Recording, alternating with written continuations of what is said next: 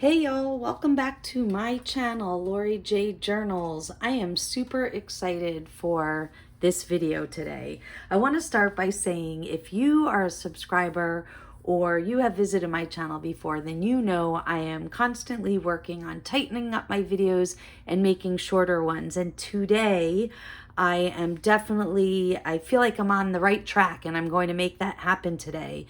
I am getting ready to record a series of videos and I want them all to remain brief. So I'm doing a lot of prep work ahead of time. I'm not sharing my entire process. I'm really just getting to the heart of the matter. And today, the heart of the matter is the Savage Stitching Month challenges. So we are doing in the Savageart Swap and Share Facebook group. This is Arlene Wheeler's group. She is also creating in the waiting on YouTube. And we are doing a July challenge called Savage Stitches. So what we're going to do is every week in July, we are going to have a challenge that asks group members to experiment with stitching. So I'm going to give you the lowdown here. I have this printout here so you can take a screenshot as you're watching the video if you want. Here is how it's going to go down. So there are 5 Tuesdays in July. This video will launch on July 2nd, which is the first Tuesday. And the first, second, third, and fourth weeks, there will be a challenge. The final Tuesday in July, which is July 30th, will be our celebration and our prizes, okay? So here's how it's going to work. Stitching is going to be very wide open. You may use your sewing machine if you have one. You may hand sew if you prefer, or if you don't have a sewing machine. You can do any combination of the two. The idea is there's lots of easy ways that you can use stitching in your makes, and we want to encourage everybody to experiment with that.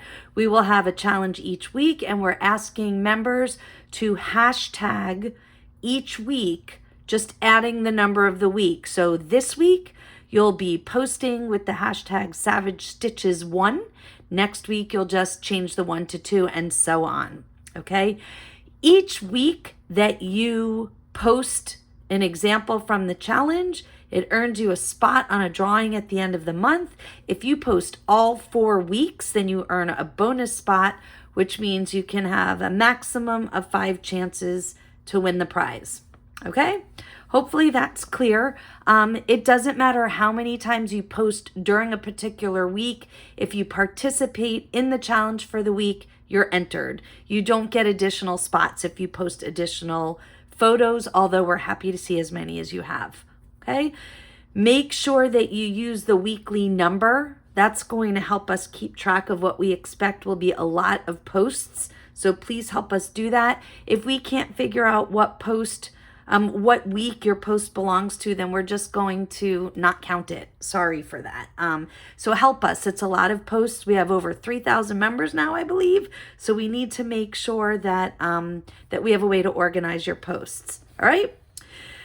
Pay close attention to this, because this is a very special prize drawing. This is all member curated. So what we're going to do is we are going to treat the prize drawing as a winner take all. So by participating in the challenge, what you're doing is you are committing to, at the very end of the month, when we draw for a winner, everyone is going to mail off at least one item that they made during the month to the winner.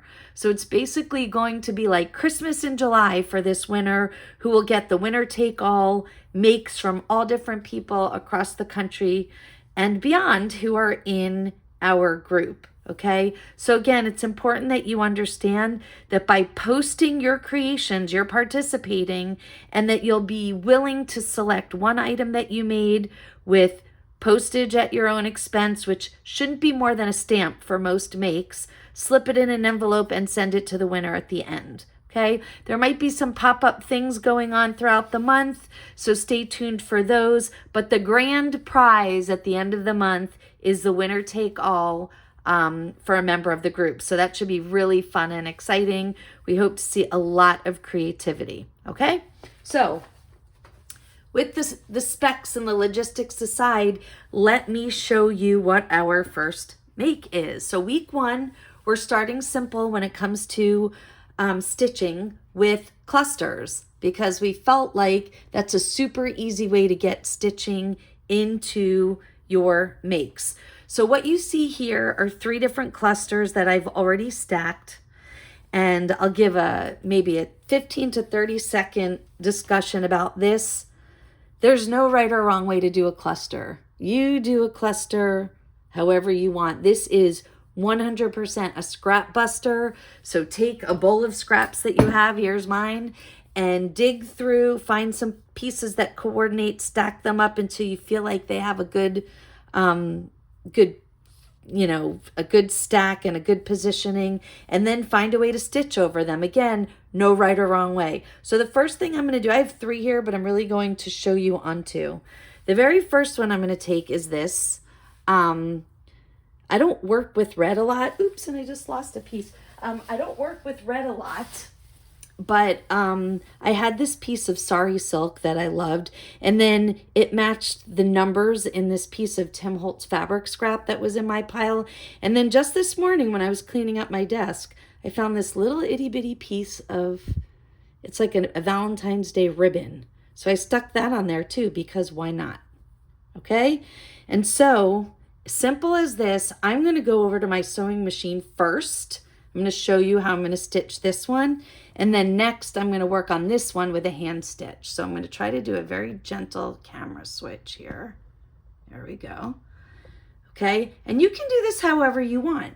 You can put a line through it. You can put a squiggle. You can do zigzags however you want. I tend to do it differently every time. It really depends on kind of what I'm in the mood for. In this case, for example, because I have words and numbers on my fabric, probably wouldn't put a line through it. Sometimes I like a zigzag and a line right through. In this case, I wouldn't do that. I think what I'm going to do is I'm going to put a line across the top. I might go down and around. Let's see. So I just carefully place the whole stack in.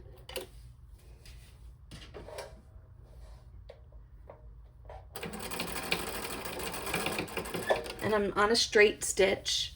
And the thing is, when you're doing these, they're kind of, I don't want to say fragile because nothing's going to happen, but they're delicate.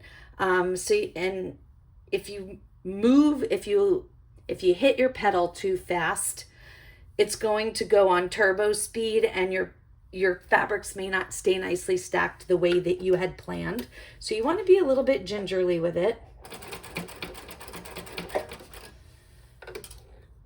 And the other thing that you want to keep in mind is if you have a lot of layers, which I do, especially this little piece that I've put on top, you just want to make sure your stitching goes in a way that captures everything so that everything stays on. Although worst case scenario is you could dab it with a little glue. There's no problem there. But we're focusing on stitching this month.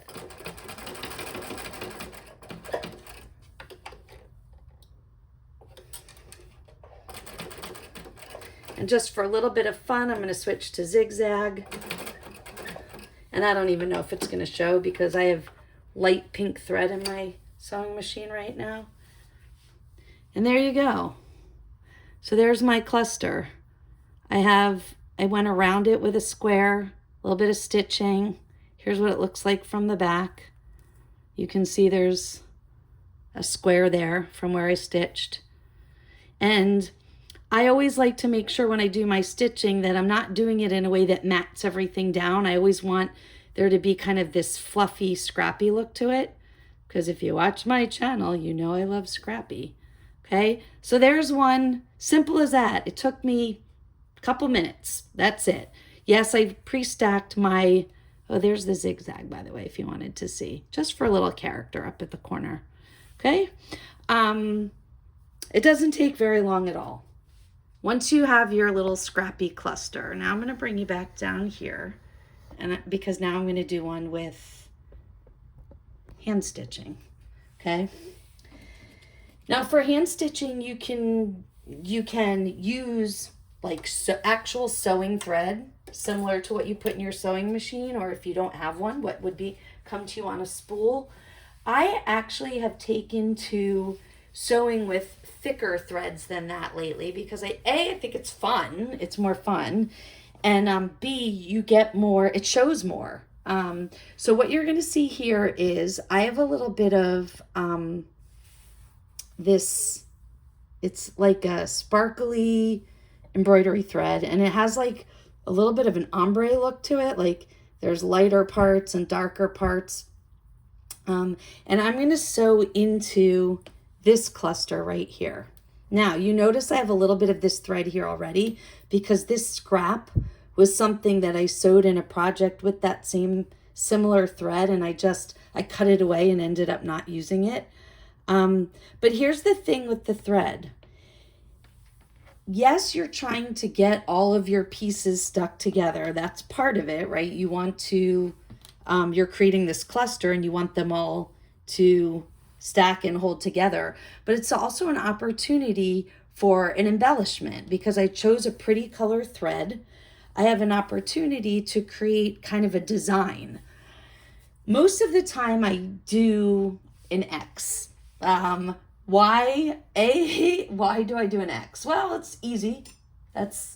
And I don't have to worry about anything too complex.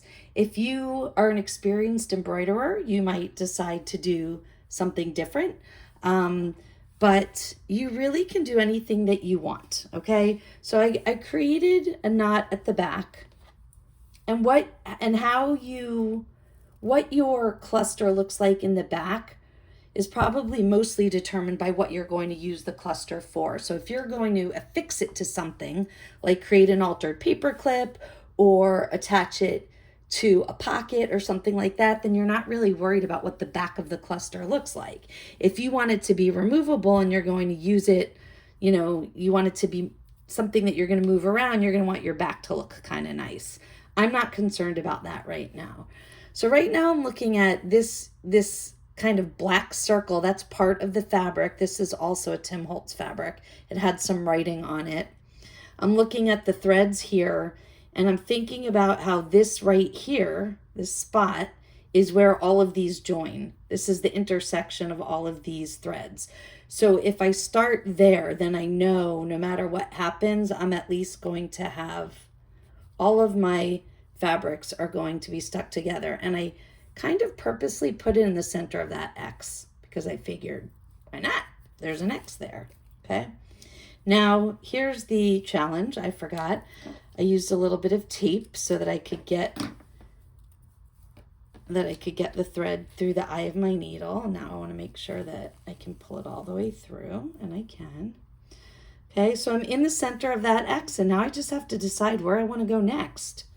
And again, I am not an expert sewer, seamstress, whatever you want to call it. So I don't overly concern myself with what it's going to look like in the back or whether I have proper technique or anything like that.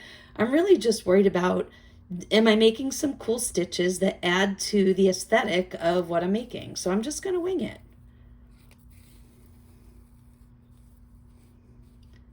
Okay, so I have the X that's already in the fabric, and now I have a line going through it. Yeah, I don't know. I'm not sure. Oh, I do know why it shows the middle, because that was where the intersection of all of the fabrics were, and I wanted to make sure that I got them all to stick together. So I went kind of in the opposite direction, which probably wasn't the best method, but it's okay. Again, not really worried about what's happening on the other side, because I know that whatever I do with my cluster, I'm not going to see the other side. So I have 2 lines. You could just leave lines. You could do little lines. I'm actually going to make X's. Again, why? Just because that's what I've always done. And it's easy.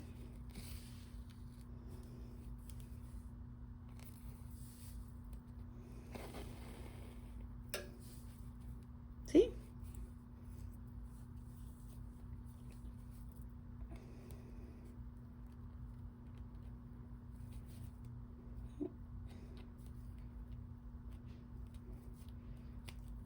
And you could definitely like make little dots and stuff and mark where you're gonna, I never do that. I'm the queen of eyeballing. Okay, so I made 2 little X's, and now I can decide, is that enough or do I want something else? And I think I want to do 1 more. So I'm going to make another X right here.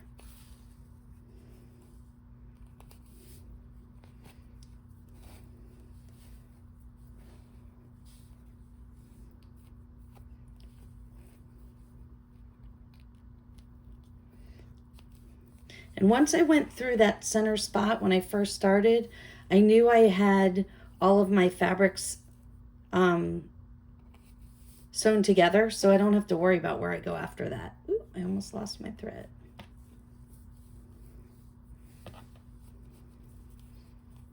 All right, and this thread, as I told you, changes colors. So I have kind of, I don't know if you can tell in the light, this one's a little bit different than the colors here.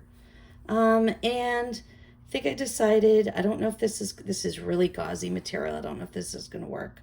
I'm going to try 1 more. Let's see, like this maybe.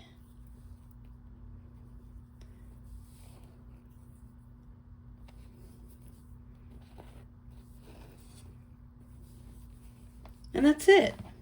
It is as simple as that. Now I turn over to the big mess, and again, not an expert. I told you, I don't worry too much about this because I know that it's not going to show. I'll probably make an altered paper clip with this. So I'm just looking for a way to gently, and then I'm going to tie it in a knot because I want to make sure that it doesn't come undone. But ultimately, if you remember, you know what, I'm going to take it off of here because if I'm going to affix it onto something else, either by sewing or gluing, I'm not all that worried about what happens back here. I really just want to make sure that the thread doesn't come loose while I'm deciding what I'm going to do with it. Snip it off, and there you go. Scrappy cluster with some cool stitching on it.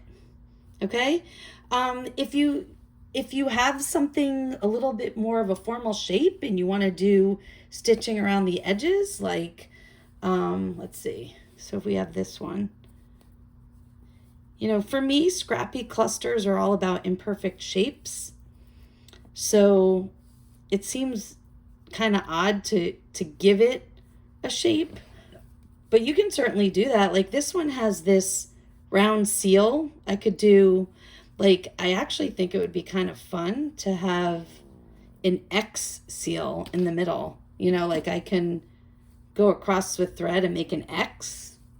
You know, I don't know. You could do whatever you want. Again, promised I wanted to keep this quick. So there's one with hand stitching, and it has hand stitching twice actually. It has a scrap with stitching, and it has more. And then here's one I did with my sewing machine. And it's as simple as that. I mean, that's it. So your week 1 Savage Stitches challenge is to make a cluster using stitching that's done either on your machine or by hand, and then using the cluster, you know, do something with the cluster. And that's it. Make sure you use the hashtag Savage Stitches 1 for week 1. Post it in the group. We can't wait to see your creations. Yeah.